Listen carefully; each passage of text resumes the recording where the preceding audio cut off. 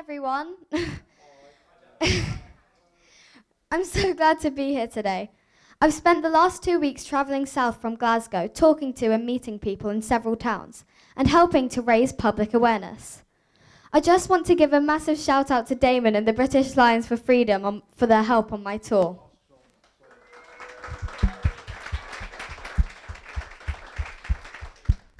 And also to all of the other lovely people that I met coming down to support us.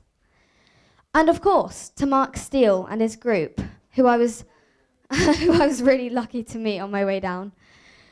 Today, I am going to bring you part 2 of my transgender speech. If you haven't seen part 1 of my speech in Glasgow on the 29th of July, please do check it out. Before I start, I understand that this is a subject that has a very small number of advocates. And to those, I would like to say, if you are sensitive to opposing views regarding the transgender issue, please cover your ears or walk away. With that said, let's get on with part 2. The rainbow. The one thing that children love so much has been hijacked and is being used to cast a spell on all children's minds. Today, in the UK, children as young as 7 years old are being told, even persuaded to have sex changes.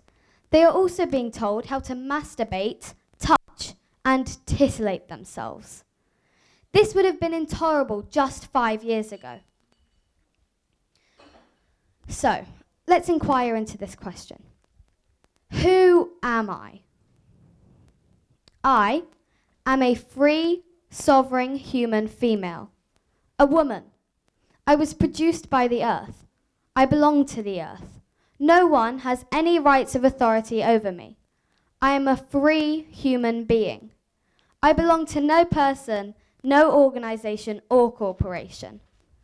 I am the earth, and the earth is me. On the earth, for anyone who is still having a problem figuring it out, there are two human genders. One is called male, and the other is known as a female. And that is just a fact. And that fact has been known since humans crawled out of the swamp millions of years ago. A fact that was accepted as obvious and never disputed by Neanderthal man. Homo sapiens also accepted this as an obvious fact for at least 200,000 years.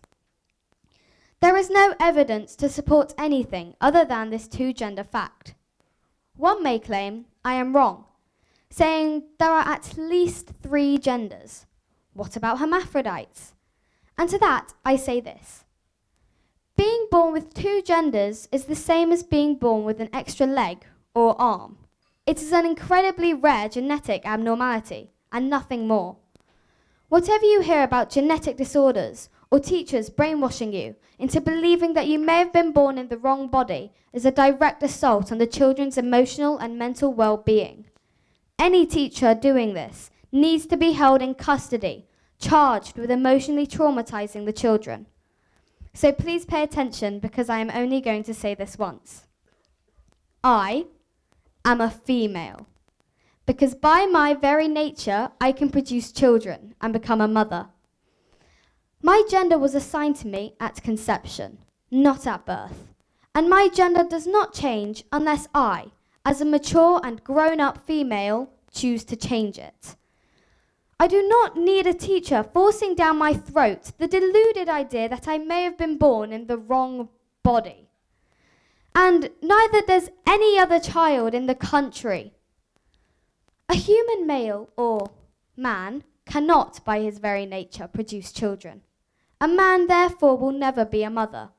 He can pretend or imagine himself as a woman or a mother if he wants to, because that is his fundamental human right. But due to his DNA, he cannot truly become a woman. I am sorry if this disappoints anyone, but the facts are the facts. And just as it is true that 2 + 2 = 4, it is also true that God created male and female, and nothing more. This is planet Earth, and the Earth has its own natural laws. And it doesn't matter how much you may want things to be different, the Earth is what it is.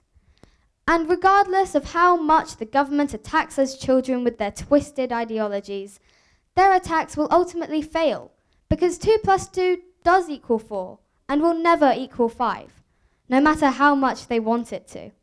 This is not 1984, it is 2024. 3, sorry. I want to be clear, I am not spreading hate speech, and I am not judging any adult. In a free world, a man or woman have the right to refer to themselves any way they please, and I do not judge anyone's sexual orientation, providing they are old enough to have arrived at that decision by themselves without coercion at 18 years old or above. As a free person, it is my right to be a tiger, and refer to myself as a tiger, and to tell everyone that from today I want you all to see me as a tiger. And I can dress up in a tiger costume, even have surgery and have a tiger's tail attached. But no matter how hard I try, I will always have this inner feeling of lack. There will always be something missing that stops me from feeling like a real, natural tiger. Even if I can growl like a tiger, I will still be a human inside a tiger's body, trapped inside. That's because by my very nature, I am not a tiger. I am a human. It is the same with gender. Thousands of children have had sex changes over the years because they had psychological issues. Then, later grew up and hated their parents for letting them change their gender. Now, in order to help those of you who are still lagging behind, I have brought with me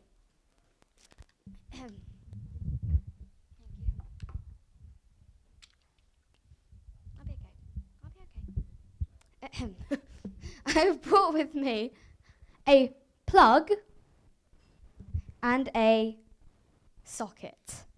Now, let me explain it in simple terms. Now you can hold it.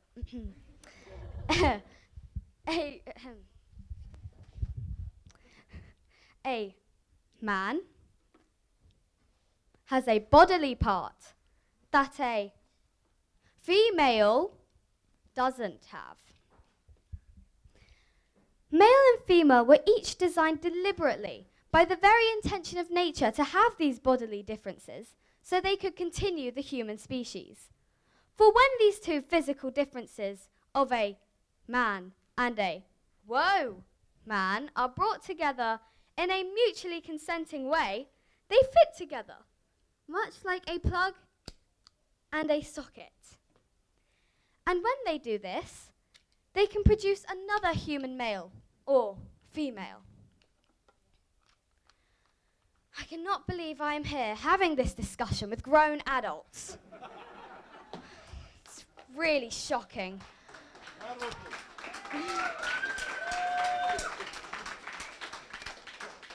I feel like I'm teaching you all how to suck eggs. I mean, if you have children, then you know about this, right? It's obvious. Isn't it? Good. Okay.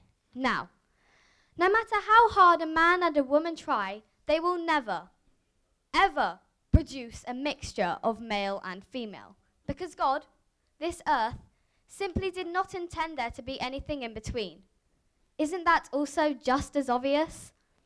The occasional deformity can occur, and is one of many other abnormalities that occur, such as having 3 arms or an extra toe. Another point to note is that 2 women cannot fit together like a plug and a socket, and therefore 2 women cannot produce children.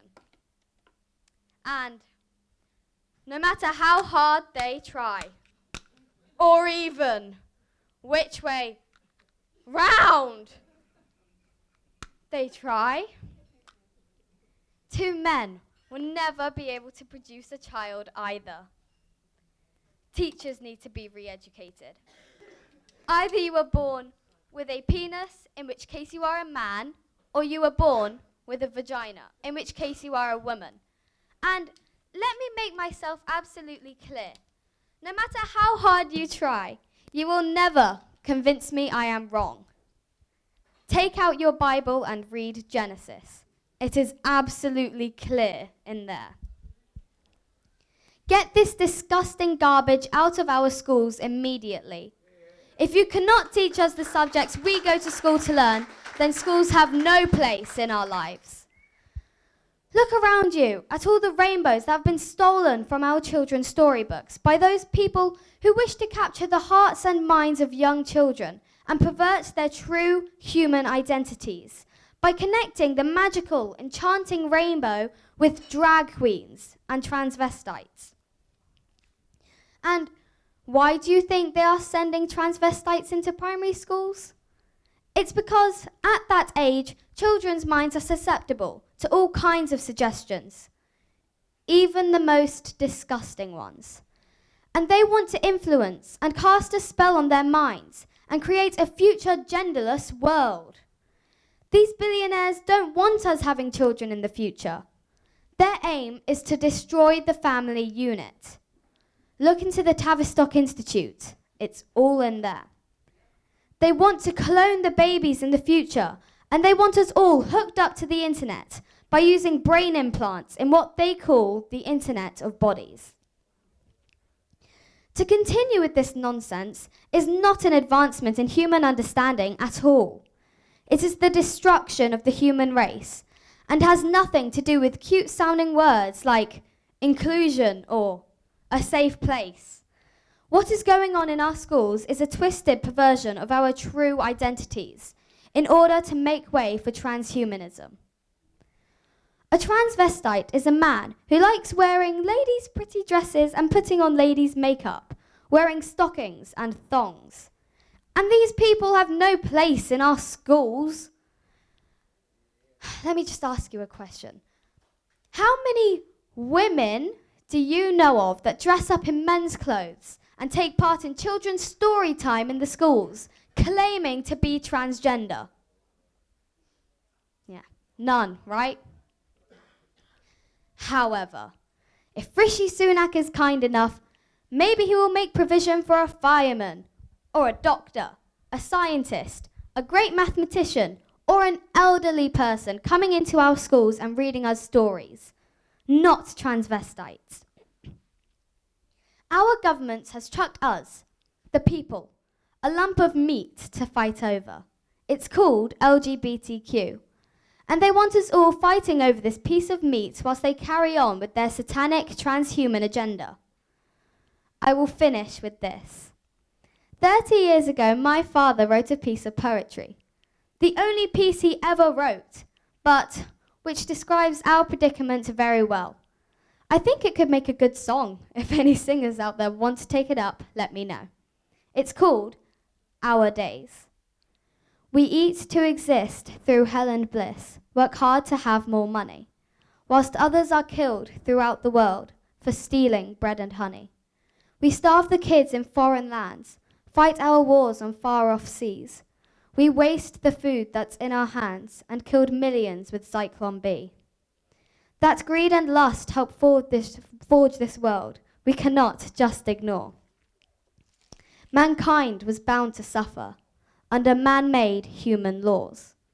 Black or white, rich or poor, we all destroy the earth. Murderers, rapists, thieves and whores, we've reaped just what we deserve. There are starving millions on the earth, yet food enough to spare. And still we drop our bombs and kill each other and prove we do not care. You may think you are happy with life existing this way. Catholic, Muslim, Protestant, agnostic, bisexual, straight or gay. But the end will come at any time. Of that you can be sure. And unless you change the way you think, you will suffer at death's door. You were told the way was narrow. You were told the way was true. Yet still the way you fail to live is the one I place before you. You were taught how to give and also how to care. You were shown how to give all of your love and also how to share. To care for those most dearest, but also for those most far. To love everything that ever existed and to share to the very limits of your hearts. To teach our future offspring that love is far better than war, and that satisfaction in life comes from giving, not through hate, greed, lust, blood, and gore. A life intended from the very beginning, a life man chose to ignore, a life first conceived and then created by the will of infinite cosmic laws.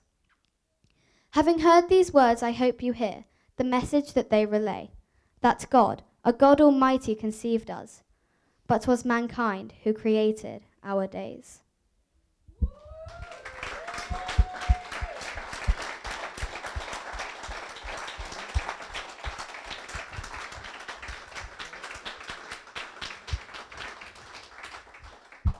Before I go, I will leave you with an interesting quote made by Zbigniew Brzezinski, speaking in 2009. He said, "In the past, it was easier to control 1 million people than it was to kill 1 million people.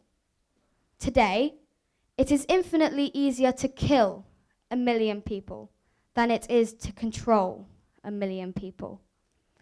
His words were praised by the British Foreign Secretary at the time, Gordon Brown, who himself went on to repeat Brzezinski's words. Bear that quote in mind over the coming years. I look forward to seeing you all at the heterosexual festivals, when we celebrate our heterosexuality with our own Pride Month. I wonder if George Soros and the banks will support that campaign as readily as they do LGBTQ, X, Y, and Z. Plus, to Sadiq Khan and the British government, leave us kids alone. Thank you.